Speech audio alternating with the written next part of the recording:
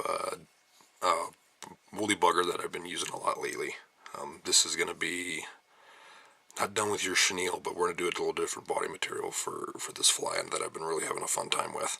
So in the hook, or in the vise, we've got a size 10, 3 extra long, standard streamer hook. And then there's a fire hole stone in the matted black in a size 4mm as our weight, and then we're going to use some Vivas 10-aught black thread. So we'll get our thread started on here, and we're going to take off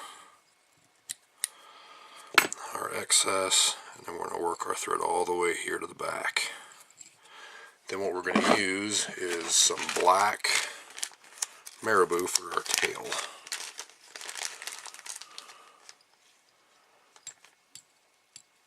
So I've got one little plume, one plume sitting right here is all we're going to need, and we're not even going to use all of it.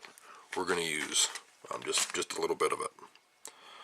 So we're going to come onto the side, and we're going to use probably half the stems on one side, so probably that much off of the entire plume. We'll just wet those down just a little bit so they'll work a little bit with us. So we'll go about the length of the shank of the hook, and we'll tie these down. And what I like to do is I'll hold on to the rest of these fibers, and I'll tie these down as well all the way up till behind the bead, and it gives us a good base to tie in the rest of our body material.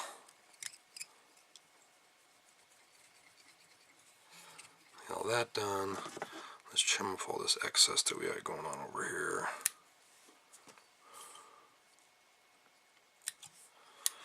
Okay, let's take our thread and go back up to the very front, and we'll tie this stuff down right here. And the next thing we're going to need to do is we're going to use some small silver wire as our rib of this fly. So we'll take it and we'll kind of shove the wire right into the bead on my side of the hook, and just wrap it all the way down the shank of the hook to the very back. It's right where we tied in our marabou. And then we'll put our thread back up to the front again. And what we're going to use next is for our body is going to be some Vivas tinsel in blue. So we got our blue strand already cut, ready to go, and we're also going to tie that in right up by the bead on the tire side of the hook shank, and run that all the way back down to where we tied in our marabou tail, and then run our thread all the way back up again to right behind the bead. And then all we're going to do is wrap with overlying wraps our body material to the very front of the fly. It does help to have large size tinsel. It's less wraps you have to do, but I only had the medium, so it's going to take us a few more wraps to get all the way up to the front. I've used this different colors of tinsel. I've tied it in purple, that I'll show you a picture of the purple one when we're done. And I've done red, and I've done this really cool like holographic one that I've really liked the way that one has looked, and they've all done pretty well for me as I've started to fish a little bit this spring.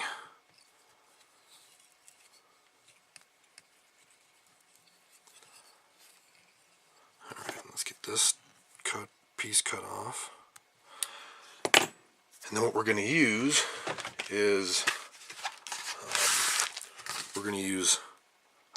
I got this badger neck, or this neck that's a badger that has some pretty cool colors in it. So here's what it looks like, and up here in the top there's some really webby fibers that are up this way, but I've been coming down into here and taking some of these fibers that are a little bit longer at the base, but then they taper up really nicely. So we'll come in here and we'll take one of these guys. Ooh, that one looks good. We'll take one of these guys, so it'll just be like this, nothing fancy, And then we're going to come in here and trim off some of this heavier. The stem right here is pretty stiff. So we're going to take some of that stiffness out, and it'll leave us with a little bit easier one to wrap with. So let's come on the bottom here, and we'll take off the bottom couple of fibers, and we're going to tie this in right behind the bead. Right behind the bead. Oop.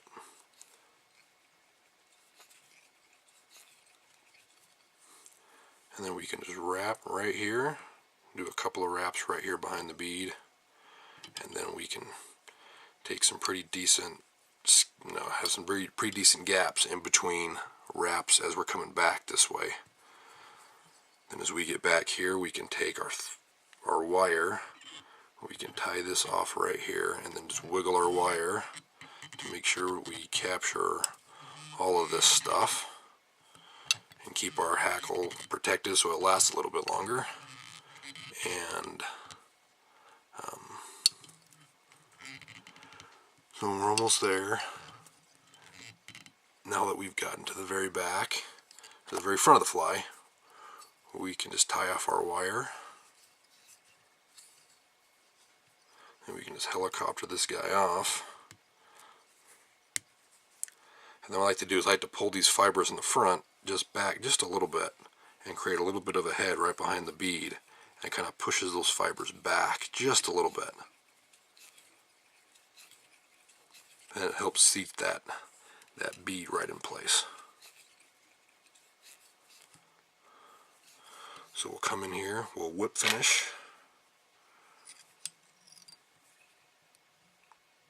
3 or 4 turns, not going to do much because we're going to put some super glue in the front right here. Get our thread nice and seated in there. We'll come back here and we'll cut off our excess hackle that we used. And then we'll come in with a little bit of super glue. Here's our little bit of super glue. Pull these back and give us a little dab of super glue right there on top. So there you have it. I know the woolly buggers has been around. It has been a pattern that everybody uses, but this has just been a fun little, thin little micro bugger, if you will, that I've been using lately in a bunch of different colors. Like I said, I've tied them in a couple of different colors. Here's one that I've used that I've been pretty happy with. It's been lots of fun. So it has those 3 different colors, almost 4 different colors of tinsel, and this is the color of it. This is the Vivus H01, and it's just got a bunch of rainbow colors in it, and that's been a fun one to do. And then I've also done one right here in a really, really dark red that has also been pretty killer. I've also had a purple one that I've used and been given away. So these are a few different colors that I've used of this tinsel, and I've really been happy with it. Thanks for watching. Bye.